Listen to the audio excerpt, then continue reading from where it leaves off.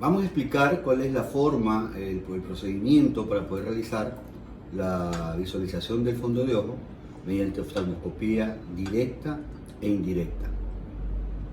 El primer paso es la utilización de un midriático cicloplégico. En este caso yo tengo un producto que combina la tropicamida con la fenilefrina. De esa manera se potencia el efecto dilatador de la pupila, que es algo que necesitamos para este tipo de valoración. Tener una pupila bien abierta, en buena midriasis, que nos permita de esa manera poder entrar al interior del ojo y visualizar todas las estructuras del fondo ocular. Bien, entonces vamos a ponerlo aquí a nuestra colaboradora, las gotas de fenilefrina. Bien, instilamos una gota del midriático en cada ojo. ¿Puede limpiarse, por favor? Y de aquí, nuestro paciente tendrá que pasar a la sala de espera o esperar en la consulta, si usted tiene tiempo, aproximadamente de 15 a 20 minutos hasta que el medicamento haga su efecto.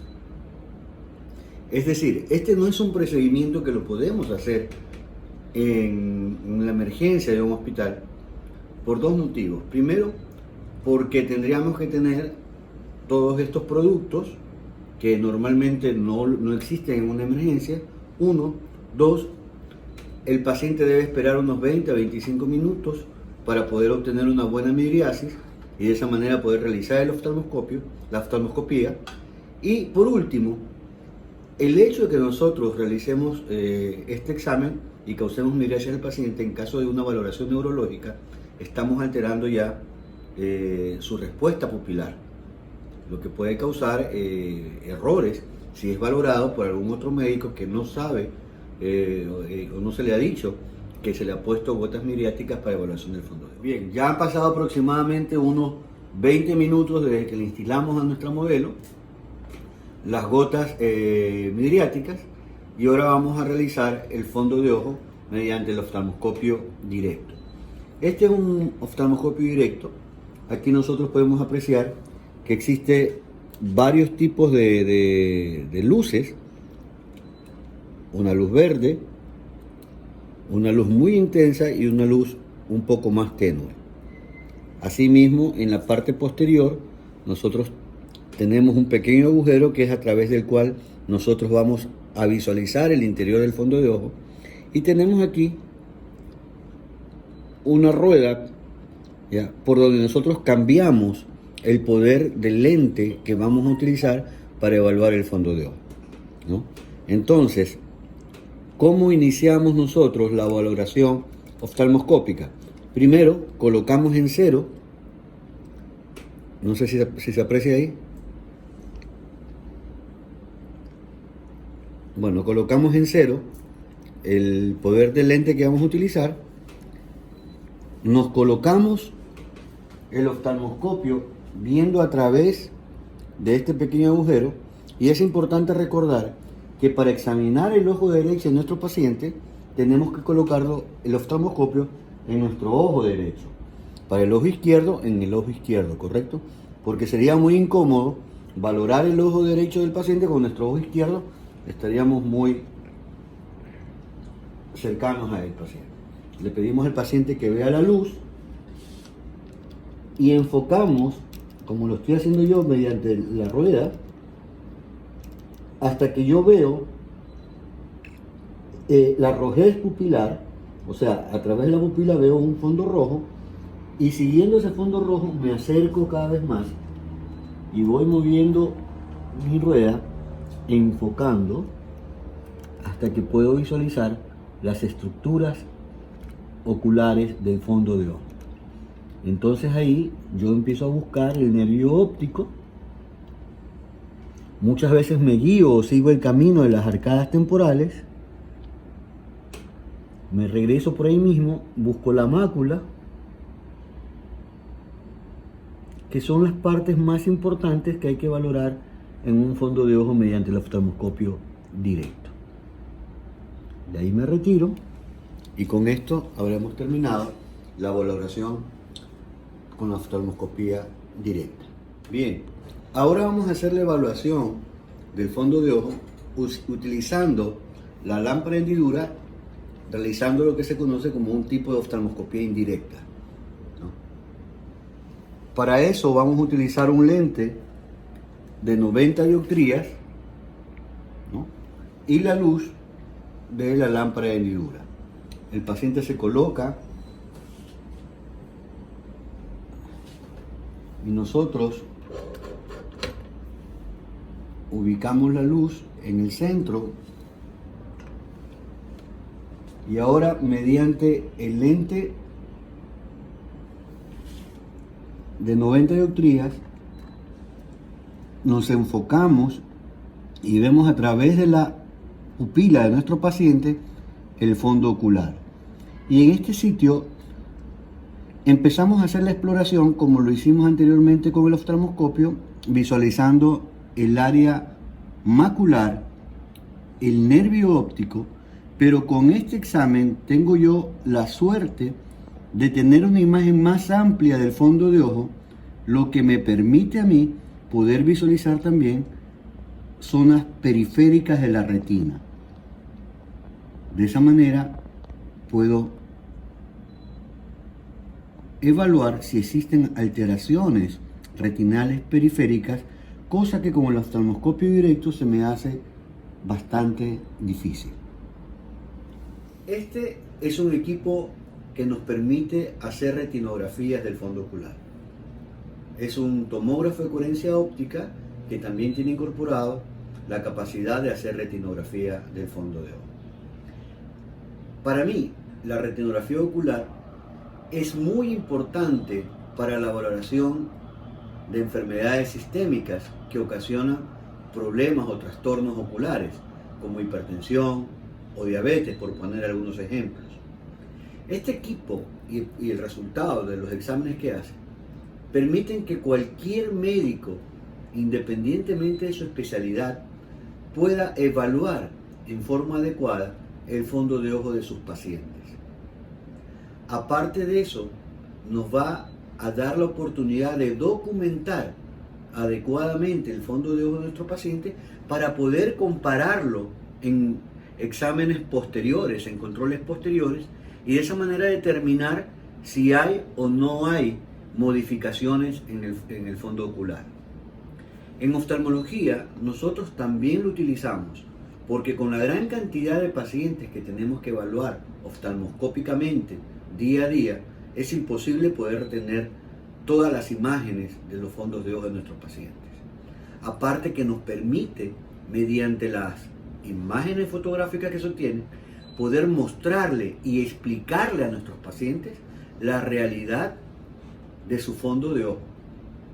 Antes, el fondo de ojo solamente quedaba en el cerebro o en un dibujo del oftalmólogo. En este momento, el fondo de ojo puede ser visualizado por cualquier médico, por cualquier persona, por cualquiera de nuestros pacientes, y de esa manera tener conciencia clara de qué es lo que está pasando en el órgano más importante que tenemos nosotros, que nos permite interactuar y ver las bellezas que nos brinda el mundo. Una de las ventajas que tienen los equipos de retinografía modernos es que nos permite realizar el examen del fondo de ojo, la fotografía del fondo de ojo, sin necesidad de dilatación. Es decir, que podemos evitarle al paciente la incomodidad de la aplicación de los cicloplégicos y midriáticos que utilizamos habitualmente, con los efectos como son fotofobia, dificultad para enfocar, entre otros.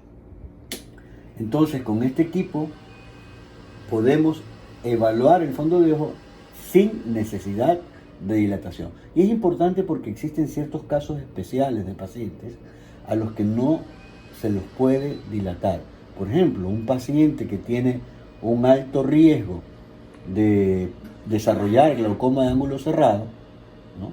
Es un paciente en el cual la dilatación puede ser de alto peligro para que ocurra un glaucoma de ángulo cerrado. ¿Cuál es el procedimiento para realizar una retinografía? Como dije anteriormente, una de las ventajas más importantes que tiene en los retinógrafos modernos es que nos va a permitir poder realizar este examen sin necesidad de que el paciente reciba gotas midriáticas o cicloplégicas, es decir, sin ningún tipo de fármaco para su dilatación pupilar. Y la rapidez con que hacemos el examen es realmente importante. Entonces, esta parte es grabada en tiempo real, colocamos a nuestro paciente, le pedimos que vea la cruz de fijación, nosotros enfocamos y ya está hecho el examen. Y lo podemos visualizar tanto en el equipo como en la pantalla de nuestro computador, donde nosotros podemos apreciar detalles del fondo ocular que normalmente no lo podríamos hacer mediante la oftalmoscopía directa, ya que en la oftalmoscopía directa el campo que abarca o el oftalmoscopio directo es muy limitado, es muy pequeño, que solo nos permitiría valorar ya sea el fondo de ojo o el área macular, pero no todas las estructuras que observamos en esta retinografía.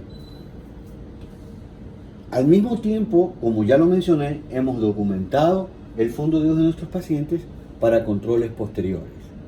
Entonces, ahora tenemos una nueva herramienta para valorar el fondo de ojo de nuestros pacientes independientemente de la especialidad y de esa manera poder garantizar a todas las personas que acuden en busca de ayuda y sanación a sus enfermedades en general y que presenten alteraciones en el fondo de ojo, un mejor cuidado de su salud visual. Muchas gracias.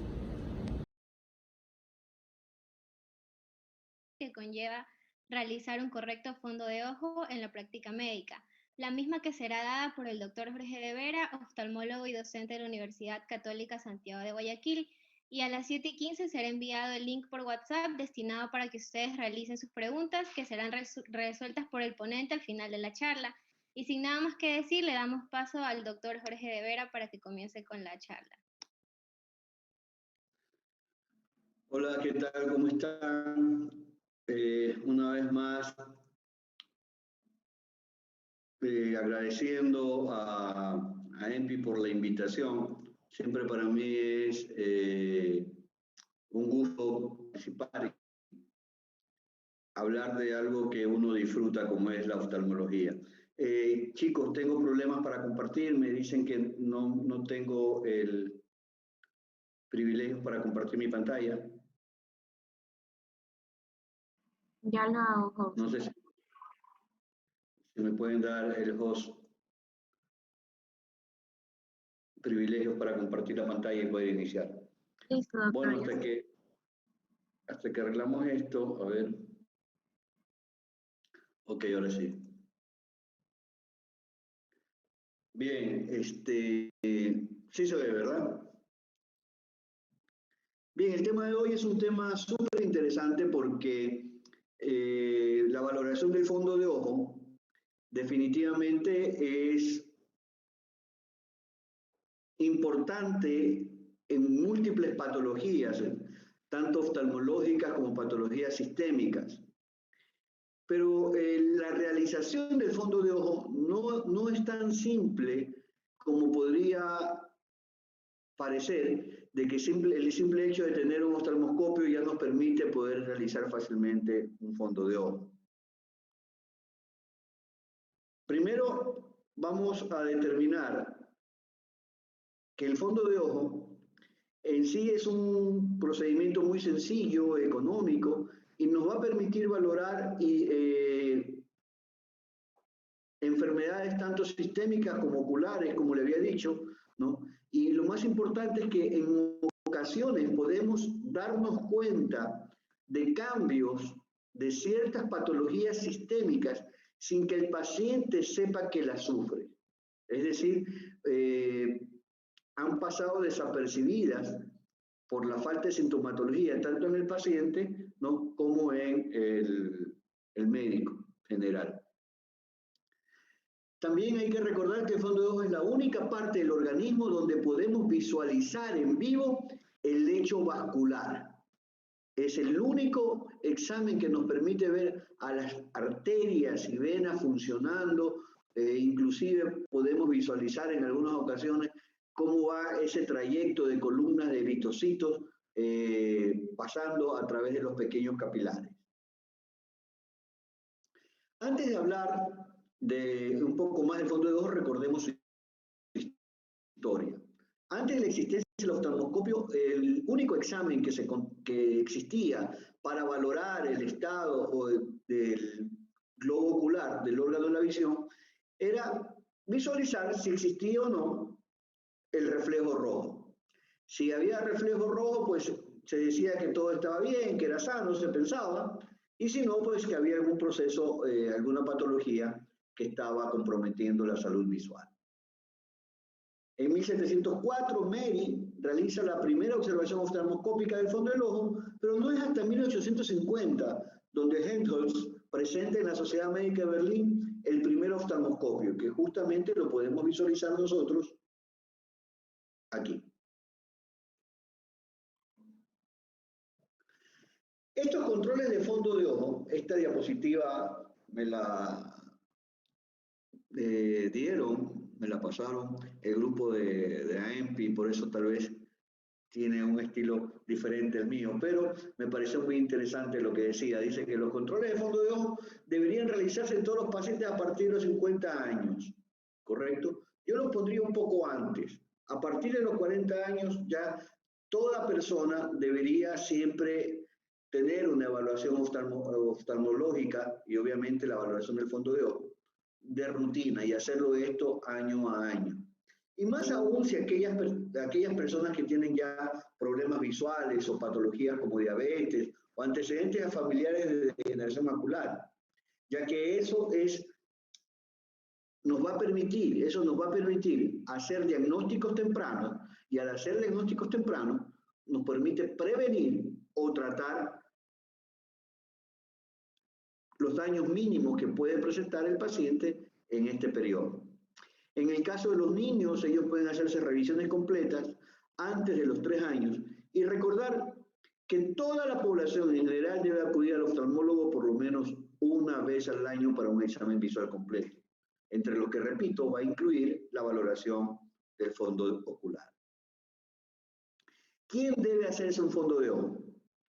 Resulta que cuando estamos haciendo vida hospitalaria, ¿no?, es típico que nos llamen de la emergencia porque llegó este paciente politraumatizado, ¿no?, que está en condiciones muchas veces delicadas y nos piden una valoración de un fondo de ojo. No. Cuando tenemos un paciente en estas condiciones, que si nosotros le ponemos atención, tiene edema bipalpebral, no puede abrir sus ojos, ¿no?, es contraproducente realizar una valoración de fondo de ojo. Primero, debemos forzar esos párpados para poder visualizar el globo ocular, para poder visualizar el ojo. Y aparte, necesitaríamos nosotros colocarle gotas midriáticas para provocar la dilatación pupilar y de esa manera poder acceder a la valoración del fondo de ojo. Pero este paciente en esas condiciones, creo que la valoración del fondo de ojo puede esperar. Lo primero es estabilizarlo, mejorar su estado neurológico, hemodinámico, ¿no?, y una vez que ya haya mejorado todo esto, que se hayan desinflamado sus párpados, ahí sí podríamos nosotros realizar una valoración del fondo de ojo. Entonces, ¿quiénes deben realmente hacerse un fondo de ojo? En primer lugar, hablando de patologías sistémicas o patologías entre las más importantes, tenemos la hipertensión arterial en primer lugar. De ahí, pacientes que tengan miopía.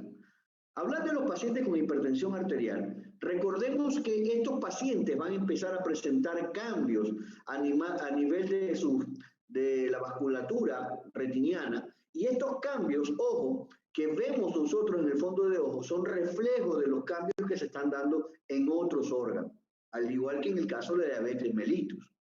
En el caso de los pacientes miopes, Estos pacientes tienen generalmente ojos de longitud axial muy grandes, son ojos alargados, lo que hace que la retina de estos pacientes sea muy delgada, muy delicada y propensa a presentar roturas, desgarros, que podrían desencadenar justamente la tercera causa de valoración de fondo de ojo, que es el desprendimiento de retina. Pacientes con antecedentes de desprendimiento de retina deben ser controlados periódicamente, deben ser evaluados periódicamente el estado de su retina, especialmente retina periférica, porque si ya les pasó en alguna ocasión un desprendimiento de retina, podría esto repetirse. Como mencioné anteriormente, también los pacientes que tienen diabetes mellitus, de las que vamos a hablar posteriormente, es importante evaluar los cambios que se van dando progresivamente para implementar el tratamiento o los tratamientos más adecuados dependiendo del estadio en que esté el paciente. Y por último, aquellos pacientes que ya tienen un antecedente de embolia retiniana, también es importante la evaluación periódica de su fondo ocular.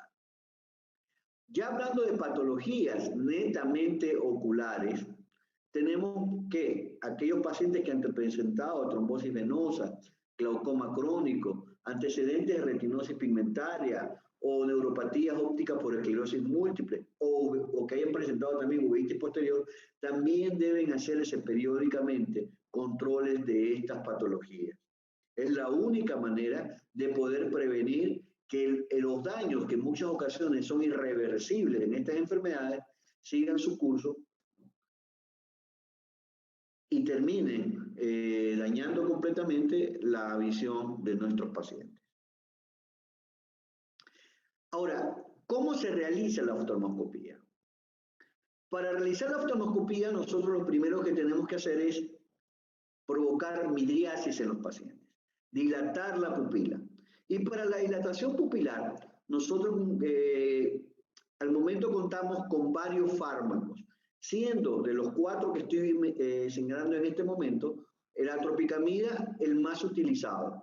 ¿Por qué? Porque tiene un efecto máximo de a los 30 minutos y su duración no va más allá de 4 a 6 horas. Que eso es importante porque un paciente que está bajo el efecto de los midriáticos, que generalmente también son cicloplégicos, no van a poder hacer actividades visuales de cerca.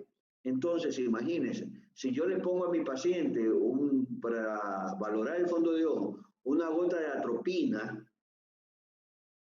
este paciente se va a quedar por lo menos 7 días con midriasis. Va a presentar fotofobia, va a presentar visión borrosa para cerca, entonces definitivamente no va a ser un paciente agradecido. Entonces la atropicamida se constituye en el fármaco de elección para la evaluación del fondo de ojo y ahí tenemos pues el listado de otros medicamentos que también sirven para provocar midriasis con su efecto máximo y duración. La evaluación del fondo de ojo la podemos hacer en forma directa, o sea, la oftalmoscopía directa, que es monoocular, y la oftalmoscopía indirecta, que es binocular y que puede ser de contacto y no contacto. Para esto necesitamos, en el caso del oftalmoscopio directo, la oftalmoscopía directa, pues necesitamos el oftalmoscopio directo, que lo vemos ahí. Creo que todos nos hemos familiarizado ya con eso, lo hemos visto alguna vez. Consta de un cabezal en el que encontramos lentes positivas, lentes positivas y negativas para la corrección en caso de hipermetropía o de miopía. También encontramos una serie de filtros, el filtro azul, verde y en algunas ocasiones bisoscopios de rejilla o de estrella. Tenemos también la luz, que es un foco halógeno, por eso la molestia que pueden presentar nuestros pacientes durante el examen, ya que es un foco halógeno con el que estamos iluminando su retina. ¿No? También encontramos aquí el diafragma de apertura para regular la intensidad de luz con el que estamos observando el fondo ocular. Y finalmente la base, ¿no? En la que se encuentran las baterías que pueden ser recargables o baterías de tipo estándar. Entonces, cuando nosotros vamos a hacer el fondo de ojo, esperamos que la imagen del fondo de ojo que estamos obteniendo con el oftalmoscopio directo sea así como la vemos en esta fotografía. Pues lamento desilusionarlos, chicos, pero en realidad, de mismo vamos a ver cómo se ve con un oftalmoscopio directo más o menos, pero el área que nos permite visualizar el oftalmoscopio directo no va más allá de lo que estoy enmarcando en este momento. Es decir, un poquito más grande del tamaño de la papila óptica. Entonces, estas imágenes que vemos aquí, las podríamos estar viendo mediante la oftalmoscopía indirecta, que ya es un procedimiento que lo hace netamente el oftalmólogo. Pero nosotros, los que no son oftalmólogos, los médicos generales, con el oftalmoscopio directo solamente podemos observar esta pequeña zona, o sea, un poco más de la papila óptica. Entonces, ¿qué es lo que yo, que no soy oftalmólogo, que soy un médico general, voy a ver cuando trato de hacer mi oftalmoscopía directa? Pues más o menos lo que vemos en ese video. Vemos que la pupila está dilatada, veo algo por ahí que se mueve, estoy tratando de enfocar, me acerco, no veo más que algo color rosa, ¿no? Se me dificulta. Esperen, ahí acabo de ver un vaso, sí, pasó un vaso por ahí, ahí me parece que veo el nervio, sí, aquí está el nervio. Estoy visualizando el nervio óptico. Muy bien, entonces ya me siento más o menos realizado, ya estoy viendo el nervio, ¿no? Y ya veo los vasos. Sí, aquí están los vasos, parece que es la arcada temporal. Bueno, definitivamente, como médico general, no es lo que yo esperaba ver en mi examen oftalmoscópico mediante la oftalmoscopía directa, pero es la realidad. Por eso es que muchas veces a mis estudiantes yo les digo que aprender oftalmoscopía no es cuestión de una clase, requiere mucho más tiempo y dedicación. Para la oftalmoscopía indirecta, en cambio, utilizamos este equipo de aquí, que es como un casco que lo colocamos en la cabeza, ¿no? Y estas lentillas. Y aquí vemos cómo se utiliza.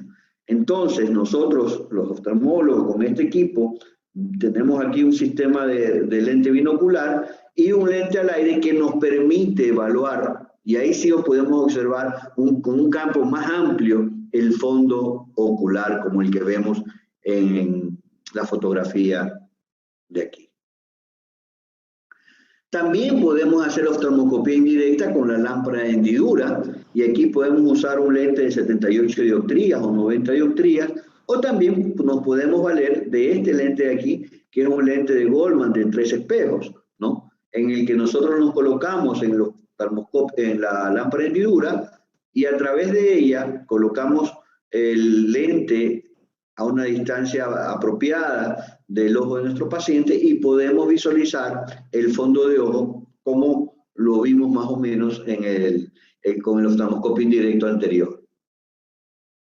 Entonces, en la oftalmoscopía indirecta nosotros podemos evaluar más ampliamente la retina de nuestros pacientes, podemos ver todo el polo posterior, podemos ver toda la zona ecuatorial que está por fuera del polo posterior, e incluso podemos ver también la periferia. Muchas veces nos podemos ayudar de intentadores para ver ya lugares más periféricos, ¿no? Pero esto ya estamos hablando de exámenes mucho más profundos de la retina.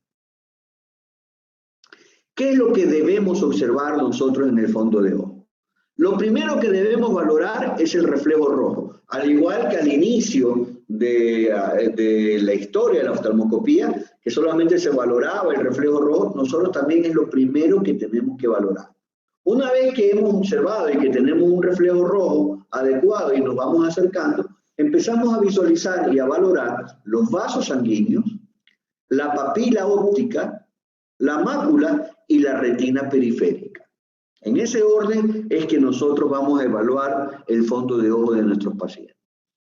Aquí, por ejemplo, tenemos un paciente que está bajo el efecto de midriasis, donde vemos claramente el reflejo rojo normal. Esta es la imagen del reflejo rojo normal. Si tenemos este reflejo rojo, ya nosotros podemos acercarnos más con el oftalmoscopio porque vamos a poder ya apreciar detalles de la retina, del fondo ocular.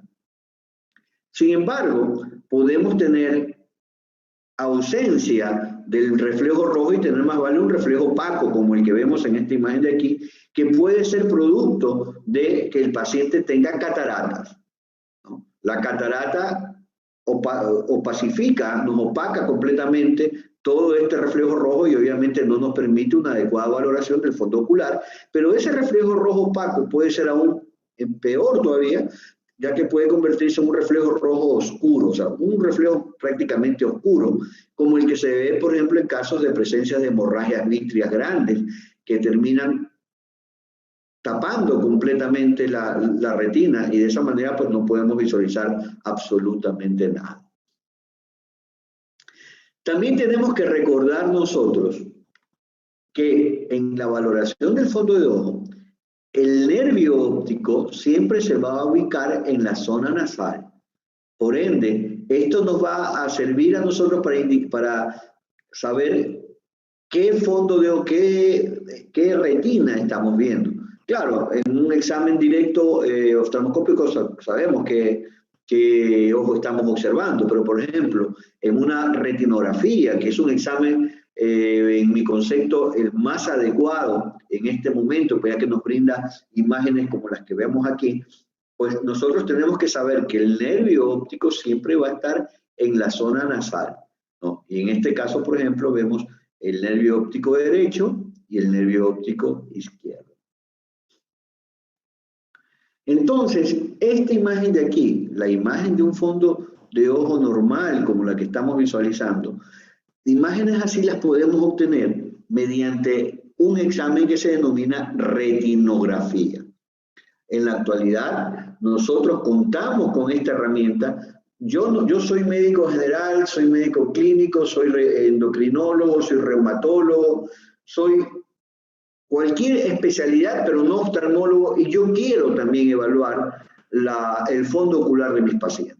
Podemos ordenar ahora un examen de retinografía en el que nos van a dar fotografías como esta, donde podemos apreciar claramente, ¿no?, las características y los elementos del fondo ocular, como son el nervio óptico o papila óptica, y dentro de ella la excavación óptica, es decir, el espacio fisiológico que normalmente tiene todo paciente, ¿no?, en su nervio óptico. Esta papila óptica, esta excavación óptica, es un referente importante para enfermedades como el glaucoma, ya que si esta excavación es muy grande, podría implicar que este paciente tiene glaucoma. Entonces ya identificamos el nervio, pudimos apreciar y valorar la excavación óptica y entonces observamos ahora las arcadas. Las arcadas vasculares, como son la temporal superior, la arcada temporal inferior, y entre ambas arcadas temporales encontramos el área macular. Y dentro del área macular, una zona más oscura, que es la fóvea, y en el centro de la fóvea encontramos la foviola, que es el área más oscura de toda la fóvea, ¿correcto? Entonces, esas son las estructuras que yo debo valorar, que yo debo evaluar en el fondo de ojo de mis pacientes. A ver, retrocedamos y repitamos. Debo valorar el nervio óptico o papila óptica, la excavación óptica, buscar las arcadas temporal superior e inferior y recordar que entre ellas queda el área macular, en cuyo centro, que es más oscuro, está la fóvea, y en la parte central de la fóvea encontramos la foviola. ¿Correcto? Bien, antes de seguir me pidieron los organizadores que les dé unos minutos porque van a darle ciertas instrucciones.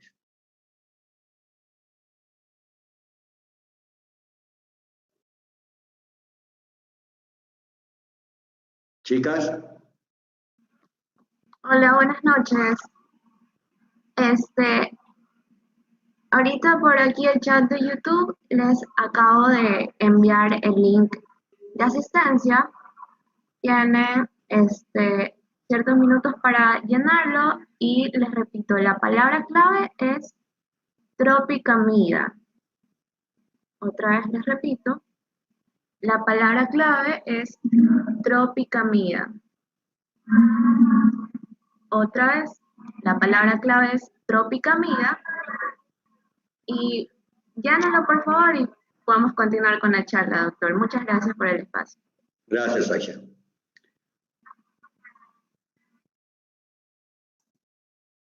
Bien, vamos a continuar entonces, ahora hablando un poco de alteraciones del fondo de ojo, entre ellas quizás una de las más frecuentes.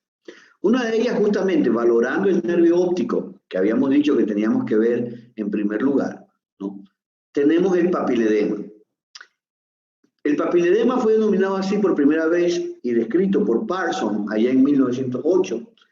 Y él hablaba que el papiledema era cualquier edema de papila, pero que tenía como causa exclusiva la hipertensión intracraneal.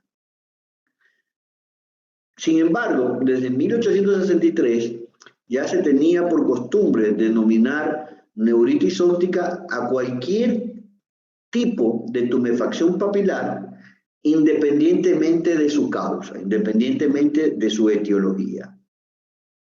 Desde el punto de vista de la oftalmoscopía, es importante para evaluar el nervio óptico realizar el examen utilizando lentes aéreos de 90 dioptrías o de contacto y, de ser posible, agregarle al oftalmoscopio el filtro de luz verde negrita que nos permite valorar el fondo de ojo como que estuviéramos observándolo en blanco y negro, ¿no?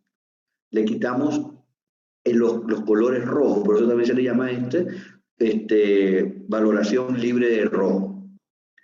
En cuanto a los cambios oftalmoscópicos que podemos ver en el papiledema, los tenemos que clasificar en 4 fases: alteraciones tempranas, desarrolladas, crónicas y atróficas.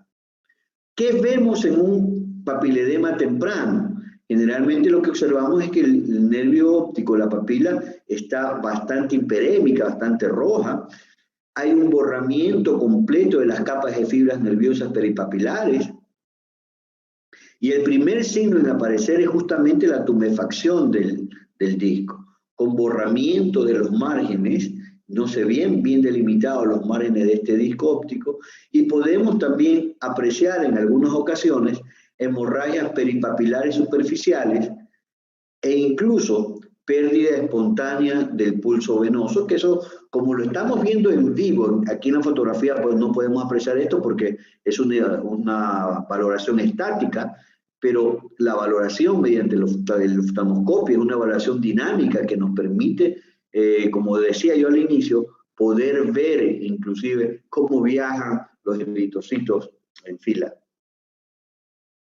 En la etapa desarrollada, la tumefacción del disco es mucho mayor, hay engrosamiento venoso, como podemos apreciar en estas zonas de aquí, ¿no? Podemos encontrar que la papila está sobrelevada, hay gran tortuosidad vascular, en ocasiones podemos encontrar exudados blandos, ¿no? Y en los casos severos podemos observar estos pliegues retinales, ¿no? Que los vemos aquí muy claramente, que se las conoce como líneas de pato, ¿no? Tanto los pliegues retinales como los pliegues coroideos son indicativos de la severidad del cuadro que estamos viendo del papiledema. En otras ocasiones también se pueden acompañar de exudados duros, ¿no? A nivel macular, que aparentan tener una forma estrellada, por eso se le llaman estrellas maculares. Podemos encontrar también presencia de hemorragias hialoideas o neovascularización subretinal, que en este caso no se visualiza. Ya en los estadios crónicos, encontramos que las hemorragias y exudados puede disminuir un poco la tumefacción, pero la parte central del disco, como vemos aquí, se oblitera. Y la hiperemia inicial se vuelve más bien con un tono grisáceo. Y podemos también ya empezar a valorar la atrofia de la capa de fibras peripapilares. Ya en el estadio atrófico, el disco aparece blanco, esta palidez marcada del disco óptico ya es signo irrevocable de que está completamente atrofiado este nervio óptico. Los vasos retinales están muy atenuados, pueden existir alteraciones pigmentarias, pliegues coroideos, y en algunas ocasiones se puede ver el signo de Hoyt-Spencer, que es el zoom optociliar, que es un mecanismo de defensa vascular. En otras ocasiones, yo había hablado de que se podían ver estrellas maculares, como la que vemos aquí, por presencia de exudados duros. Cuando encontramos estrellas maculares más edema del nervio óptico, hablamos de que estamos ante un cuadro de neuroretinitis. Recuerden, edema del nervio óptico, papiledema, más estrella macular, neuroretinitis.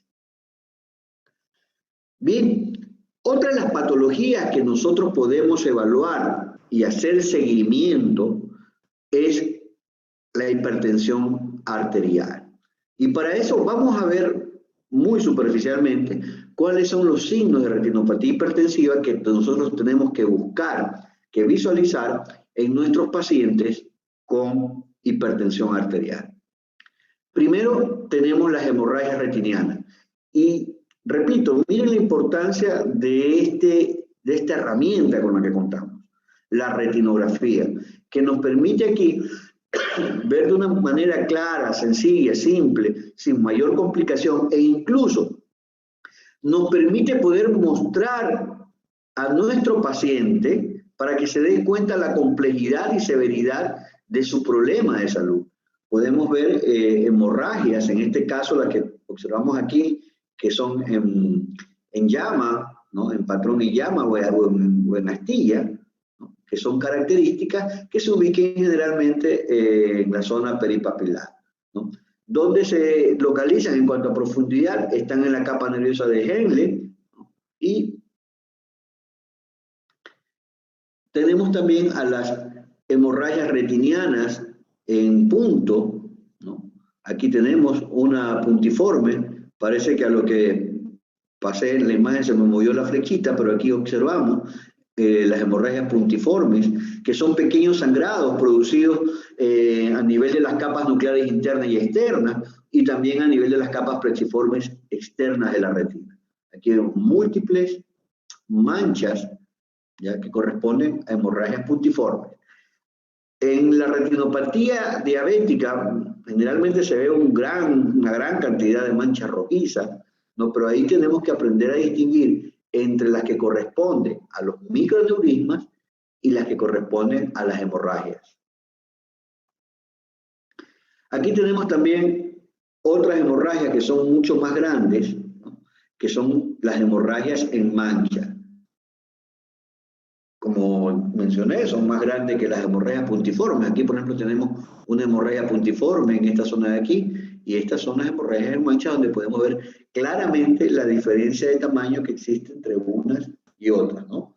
Se ubican, o la localización dentro de las capas retinanas son las mismas que las anteriores. Una de las hemorragias ya mucho más graves, severas y evidentes es esta de aquí, que es una hemorragia subhialoidea o prerretiniana, que tiene una característica en forma de barca o quilla de barco, ¿no? Con un nivel muy claramente identificable. Tal vez podríamos decir que es similar a los casos de ifema que vemos en la cámara anterior, o sea, tienen este aspecto, ¿correcto? Y están localizadas a nivel de la membrana limitante interna o en el espacio subhialoideo. Aquí vemos más o menos nosotros la cara posterior del vitrio, ¿no? Y cómo se está ubicando justamente por debajo de esta membrana que está aquí, que se corresponde a la membrana hialoidea. O sea, se coloca entre la retina, la limitante interna, y la hialoides. También podemos ya ver finalmente las hemorragias vítreas, como la que estamos observando en este momento, ¿no? Que se acompañan también por alteraciones en la hialoide. Aquí vemos que se ha hecho incluso hasta un opérculo, ¿no? Aquí vemos un opérculo que nos permite ver a través de él al nervio óptico.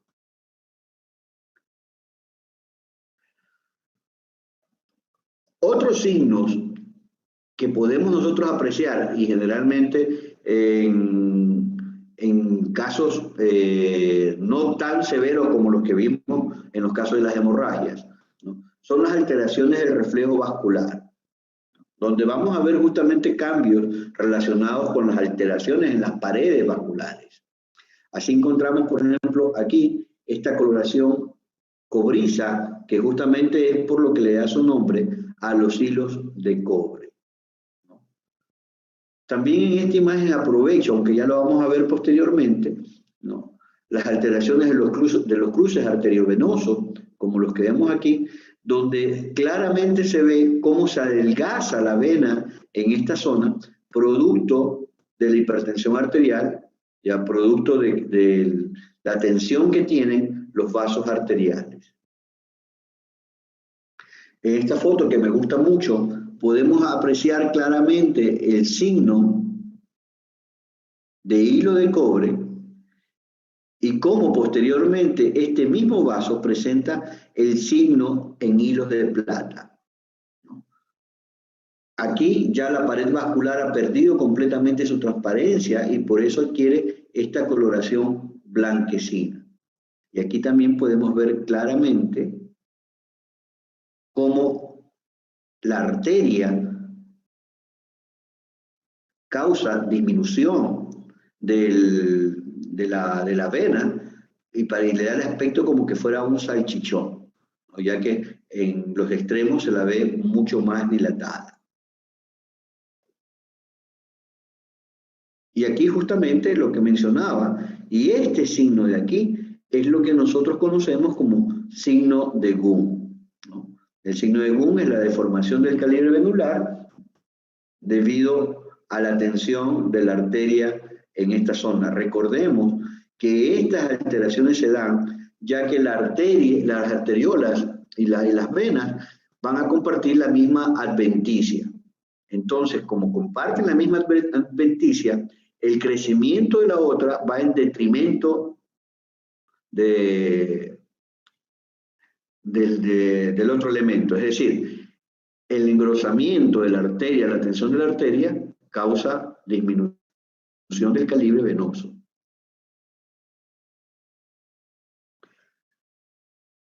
Otra alteración del cruce arteriovenoso es el signo de Salus, ¿ya?, que es la desviación del trayecto venoso a nivel de los cruces. Lo podemos ver aquí, ¿no? Aquí viene la vena, parece que la vena aquí baja para seguir su recorrido, producto de la tensión de la arteria en esta zona.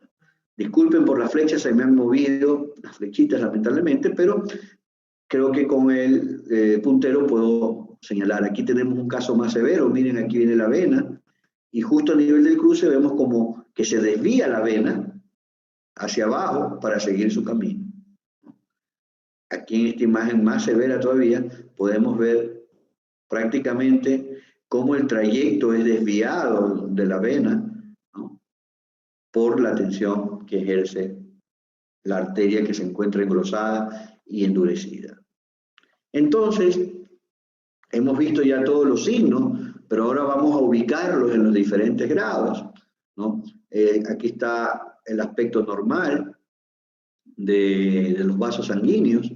Ya en el grado 1 podemos empezar a ver alteraciones en el aspecto de los vasos, ¿no?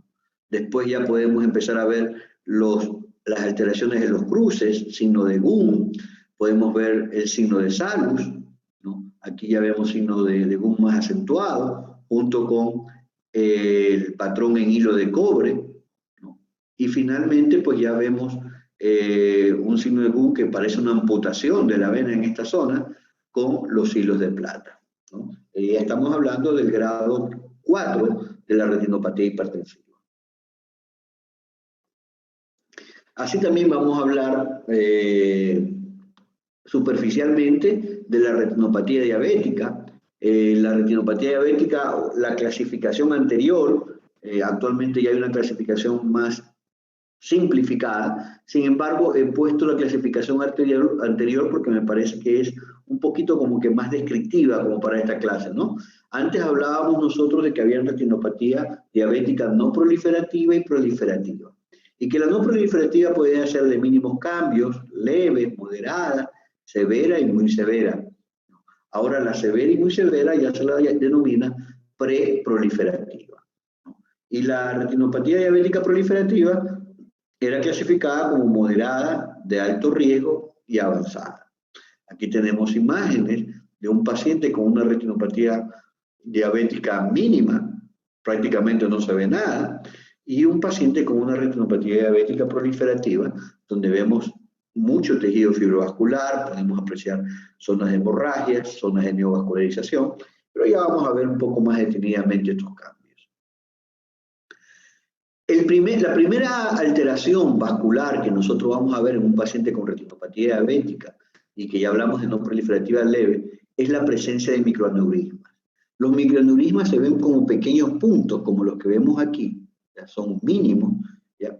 Yo mencionaba cuando hablaba de retinopatía hipertensiva que hay que distinguir los microaneurismas de las manchas o de las hemorragias en patrón de punto de mancha, ya que generalmente un microaneurisma no llega a ser mayor de 250 micras, ¿no? Y para ser visualizado tiene que tener por lo menos 30 micras. Entonces aquí nosotros ya vemos pequeños microaneurismas, presencia de hemorragia acá en esta zona, ¿no? Y se pueden visualizar también alteraciones vasculares intrarretinianas, ¿no? En los 4 cuadrantes, y la presencia de exudados duros. Cuando encontramos todos estos cambios, ya estábamos hablando antes de retinopatía diabética no proliferativa leve. Entonces aquí tenemos los microaneurismas. Como decía, son los primeros, sí, es el primer signo que aparece en la retinopatía diabética. Pueden estar en forma aisladas o agrupadas, pueden haber de ubicación superficial o profundas, y generalmente tienen que ser mayores de 30 para visualizarlo. Pero generalmente con lo que más nos ayuda a la visualización de los mismos es la angiografía fluorescénica, que no es tema de esta charla. Las hemorragias intrarretinianas generalmente se producen por rupturas de microaneurismas, de capilares o vénulas, ¿no? Y pueden aparecer en forma de puntos o manchas, ¿no? Casi similar a lo que nosotros veíamos en la retinopatía hipertensiva, ¿no? En algunos casos, cuando encontramos hemorragias superficiales, pues estas van a adoptar el patrón en llama. Los exudados duros generalmente los vamos a encontrar en el polo posterior de la retina de los pacientes diabéticos. Pueden estar individuales, como vemos este de aquí, que está solito, aislado, marginado, o pueden estar agrupados o silicinados. Generalmente tienen una coloración pálida o blanco-amarillenta y se van a ubicar a nivel de la capa plexiforme externa. No son otra cosa que acumulaciones de lipoproteínas.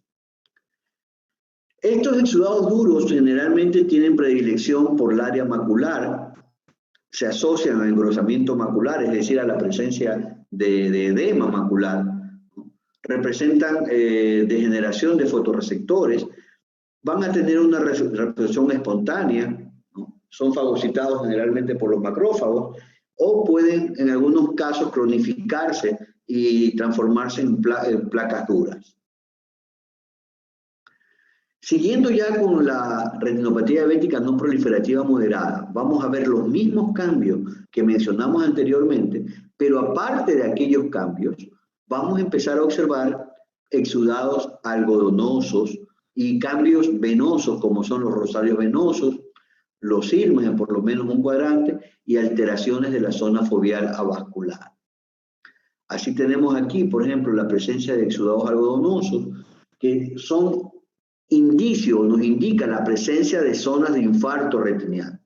Es decir, aquí ya hay pérdida de la capa de fibras nerviosas que se han infartado, ¿no? Y queda como huella estas imágenes de exudados blanquecinos. ¿Por qué se producen? Pues por oclusión o disminución del flujo arteriolar en estas áreas. Las Anormalidades microvasculares intrarretinianas, denominadas IRMA por sus siglas en inglés, se muestran como cambios del lecho capilar en los que observamos dilataciones y telangiectasias que se presentan entre las arteriolas y las vénulas, como las que vemos aquí. Realmente son muy pequeñas y a veces pueden pasar desapercibidas al ojo no entrenado.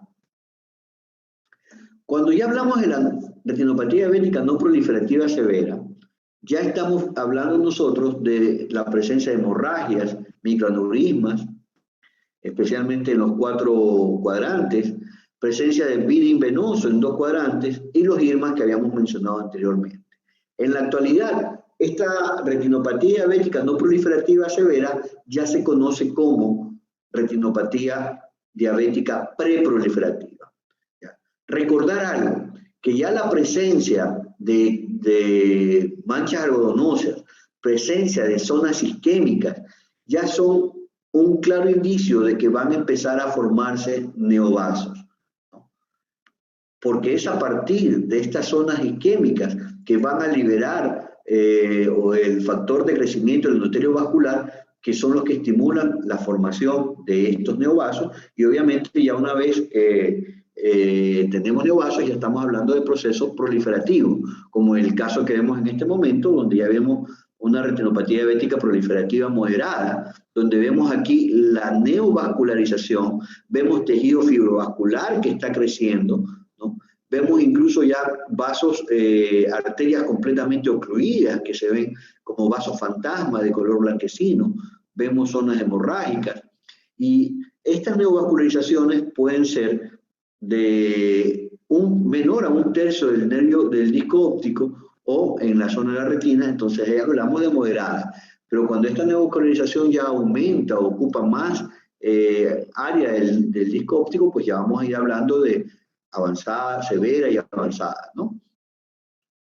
Consideramos neovascularización del disco óptico, ya toda neoformación que se encuentra dentro de un área de diámetro del disco óptico. O sea, todo lo que se encuentra en esta zona de aquí, nosotros lo consideramos neovascularización del disco óptico.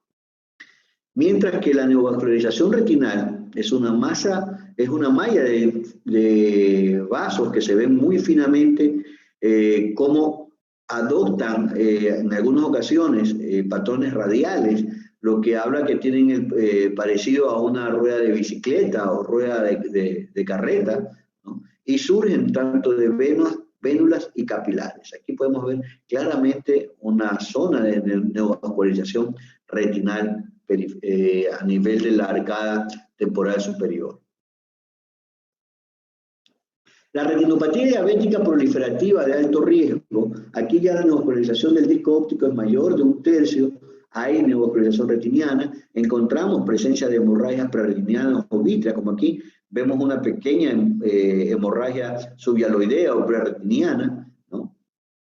Que ya nos indica que estamos en un grado de retinopatía diabética proliferativa de alto riesgo.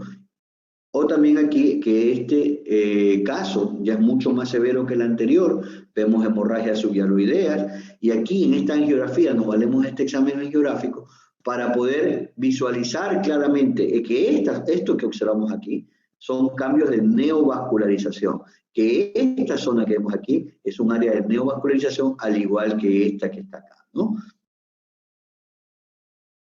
Ya en la retinopatía diabética proliferativa avanzada ya hay abundante proliferación fibrovascular, puede existir desprendimiento de retina traccional, hemorragias vítreas en ocasiones que pueden ocultar completamente el fondo ocular, en este caso no se ve, pero sí ya estamos observando nosotros abundante tejido fibrovascular que probablemente esté causando tracción, aunque no lo podemos visualizar en esta imagen claramente.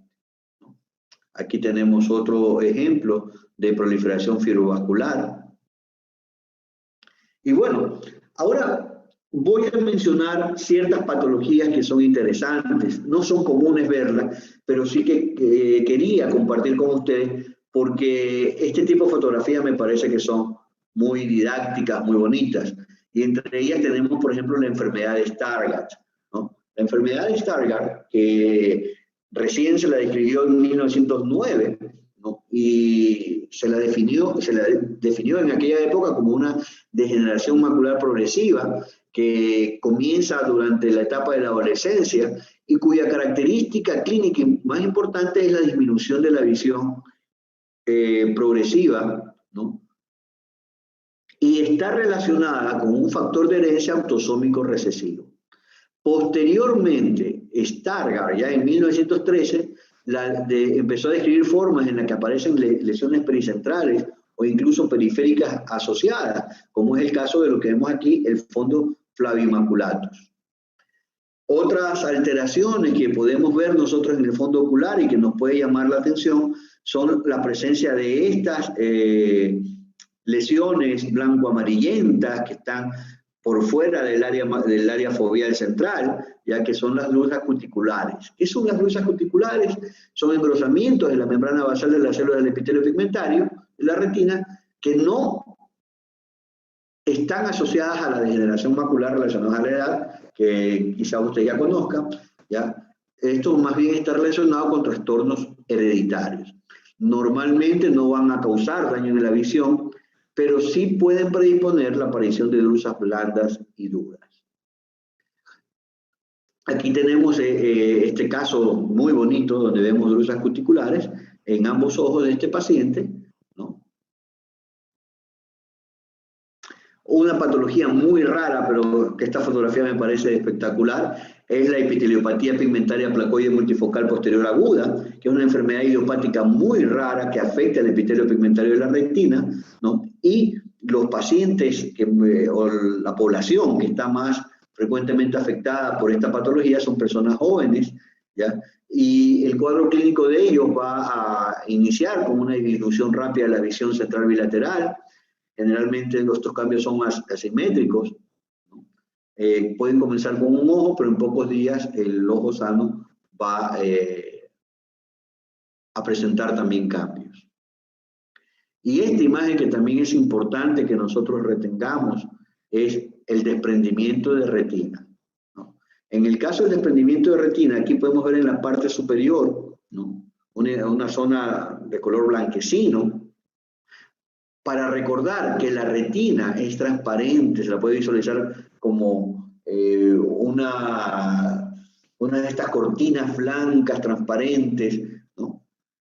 Lo que le da la coloración al fondo de ojo es el lecho coroideo sobre el que se asienta la retina, ¿no? Y en este caso vemos que en la parte superior hay un claro desprendimiento de retina y vemos pliegues en estas zonas de acá o arrugas, ¿no? Que también corresponden a la retina desprendida en esta zona, ¿no? ¿Qué es el desprendimiento de retina en sí? Es la separación de la retina neurosensorial del tejido subyacente. Puede ver esa acumulación de líquido subretiniano, ¿ya? Que se ubica entre ambas estructuras y va disecando poco a poco la retina y separándola y provocando de esta manera desprendimientos más extensos. Otro caso así raro pero muy bonito es esta imagen de aquí del nervio óptico, que tiene el aspecto como que se tratara de un canguil, ¿no? Esto es una drusa del nervio óptico, drusen del nervio óptico, que son concreciones acelulares que pueden estar calcificadas parcialmente, ¿no? Y se debe a la acumulación de derivados o productos axoplásmicos procedentes de fibras nerviosas degeneradas. No siempre son visibles desde el punto de vista oftalmoscópico, como lo vemos ahorita, ¿no? Pero pueden dar una imagen falsa, aparentar que se trate de un papiledema. Entonces, hay que tener en el diferencial del papiledema justamente la presencia de drusas, ¿no? Suelen ser bilaterales y asimétricas y existe un factor de herencia dominante. Este es otro caso interesante, muy, muy raro, un síndrome de Wyburn-Mason, ¿no? Que es una facomatosis que se caracteriza por la malformación arteriovenosa retinal, como vemos aquí, de tipo racemoso. Y estos cambios que vemos aquí, estos cambios vasculares que vemos aquí, también se pueden presentar a nivel del cerebro medio. Generalmente este tipo de lesiones ocurre en un solo ojo, ¿no? Y puede comprometer también los vasos de la órbita. Miren aquí, pudimos hacer esta composición, preciosa composición, ¿no? Donde vemos claramente que tienen predilección por el área infratemporal de la retina, ¿no? Puede debutar también con edema macular, exudados. Y si hay un compromiso importante a nivel de la órbita, puede provocar proptosis. Esta es otra situación que nosotros podemos encontrarnos en un paciente al que le vamos a hacer el fondo de ojo, que es la sínquisis centellante, ya también se la llama colesterolosis bulbi, que es una afección ocular que consiste en la presencia de opacidades formadas por cristales de colesterol, que como vemos aquí, que se encuentran dispersas en el humor vítreo, donde están flotando libremente. Estos cristales generalmente tienen una refrigencia muy alta y se mueven, al igual que se mueven, por ejemplo, no sé si ustedes recordarán esas esferas navideñas que uno las agita y ve cómo caen en la nieve, ¿no? Así más o menos nosotros podemos ver esta síntesis centellante. Aquí podemos apreciar, miren, en este video que realicé, cómo se aprecia el movimiento de esta acumulación de cristales de colesterol. Bien, no, quiero terminar esta charla con esta imagen, porque al final lo que yo recomiendo como oftalmólogo es que usted se grabe esta imagen de aquí, la imagen de un fondo de ojo sano, de un fondo de ojo normal. Si usted graba esta imagen en su memoria y la mantiene ahí todo el tiempo, cuando usted vea un fondo de ojo que tenga algo que no sea similar a esta imagen, definitivamente hay cambios patológicos en ese fondo de ojo. Y lo mejor es pedir una valoración de ese fondo de ojo, pedir una opinión, sea al oftalmólogo o a un médico que esté entrenado en evaluar estos cambios retinales. Si bien es cierto que en la actualidad contamos con la retinografía, también es cierto que nos va a permitir a nosotros poder, gracias a ella, enviárselo a otro especialista y que nos ayude indicando los hallazgos que existen y nos enseñen inclusive a valorarlos para poder explicarle a nuestros pacientes y de esa manera poder tener una conciencia más clara, ¿no?, de las enfermedades, del estado de la enfermedad de nuestro paciente. Imagínense un paciente diabético, poder mostrarle imágenes como las que hemos visto. Eso tal vez va a tener un mayor impacto en el paciente y va a permitir que le haga más conciencia y se cuide un poco más, ¿no? O también en nuestro paciente hipertenso, o tal vez como las imágenes que le he mostrado de patologías que no son tan comunes, no poderlas compartir con otras personas para enseñar. No me queda más que decirles muchas gracias a todos ustedes, a todos los que han compartido acá, ¿no? Más o menos me los imagino así como esos dibujitos. Realmente gracias y espero que esta charla les haya sido de utilidad.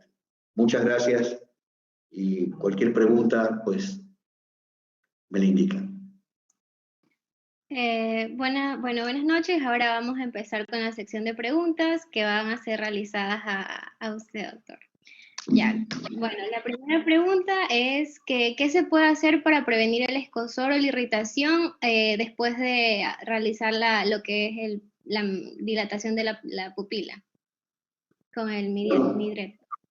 No es tan frecuente que esto ocurra, pero lo que podemos hacer es, al terminar, si el paciente tiene alguna molestia, podemos ponerle un corticoide suave en nuestra consulta y recomendarle el uso de lubricantes en caso de que persista, ¿no? Repito, no es tan frecuente esta molestia, pero es la manera de manejarlo. Ya, también preguntaron que si la realización de la exploración del fondo de ojo tiene la misma técnica en adultos como en niños menores a 5 años, o si existe alguna otra técnica especial para este tipo de pacientes. Bien, no existe no se puede usar la misma técnica en adultos y en niños, especialmente en niños más pequeños, ¿no? Inclusive en muchas ocasiones en los niños más pequeños, por ejemplo, existen casos de niños con retinopatía del prematuro, ¿no? Hay que hacer muchas maniobras para poder evaluar adecuadamente. Se usa la oftalmoscopía indirecta en estos casos, ¿no? Inclusive hay ocasiones en que hay que sedar a los niños para poder evaluar. Ya, también han preguntado que si el signo de salud no Salud. puede aparecer, salud, no puede aparecer como parte de un cuadro congénito. Bueno, la verdad es que es característico de la retinopatía hipertensiva, pero obviamente si tenemos un proceso patológico en el cual haya un aumento de la presión arterial, ¿no? Que cause con engrosamiento de las paredes vasculares, las arterias, etcétera, pues podría darse un signo de salud. Okay. Y por último, tenemos que si se puede usar fotorretín en niños con diagnóstico de epilepsia. Mira, esa pregunta es súper complicada porque si ya hablamos de fotorretín, que es un nombre comercial, es una combinación de tropicamida más fenilefrina, que nosotros lo usamos en pacientes adultos, ¿no? Personalmente prefiero la tropicamida, pero la epilepsia como tal es difícil pensar de que vaya a desencadenar una gotita o un cuadro epiléptico, ¿no? Muy difícil. Al menos yo nunca he tenido un caso de eso. Bueno, doctor, muchas gracias. Chicos, concluimos con las preguntas. Muchas gracias a todos ustedes por haber asistido a este proyecto. Esperamos que haya sido de su agrado y hayan mejorado su conocimiento acerca del tema de la importancia del fondo de ojo y cómo realizarlo. También agradecemos encarecidamente al doctor Jorge de Vera, que nos apoyó mucho para realizar este proyecto y también por compartir sus conocimientos con nosotros. Esperamos su participación en los próximos proyectos de AMPU CSG. Les recuerdo que en unos minutos, a través de WhatsApp, les vamos a mandar el link de retroalimentación que va a estar habilitado 24 horas en caso de que ustedes quieran volver a revisar esta charla. Esto forma parte de los requisitos para la obtención de su certificado. Y con eso me despido. No sé, doctor, si usted tiene algunas palabras. Bueno, agradecer siempre a Envi por la invitación, siempre dispuesto a hablar de lo que a uno le gusta y lo disfruta. Creo que ustedes también tienen un video donde se ven las técnicas de oftalmoscopía y creo que lo iban a compartir. Un video que se lo trató de hacer bastante didáctico, ¿no? Donde tratamos de mostrar las técnicas para valorar el fondo de ojo, en donde incluimos a la retinografía, ¿no? Y ahí sale Neila como modelo en ese video. Sí, así que estén atentos, chicos, al grupo de WhatsApp. Se va a mandar los dos links, el del video, si ustedes desean verlo, y el de retroalimentación. En serio, muchas gracias por su asistencia. Muchas gracias a todos ustedes, que pasen bien, tengan una linda noche y un buen fin de semana.